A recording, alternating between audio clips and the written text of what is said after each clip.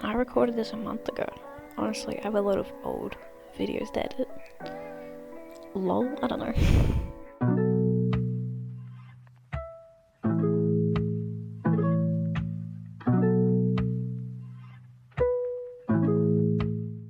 So, I'm really scared talking to myself. This is weird.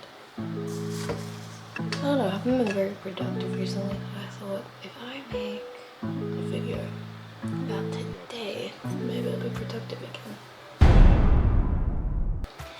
And maybe I'll continue whatever the hell I'm up to with my music. And maybe I'll finish editing the moving out video. I moved out, by the way, new room. And the graduation video. Yeah, I graduated, it took 3 years. I'm gonna go make a cup of tea.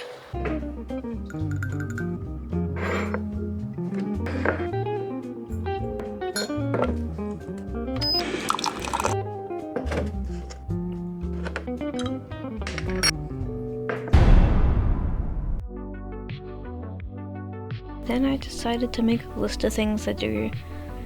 I think I only achieved 2 things off that list, if I'm being honest. Lol.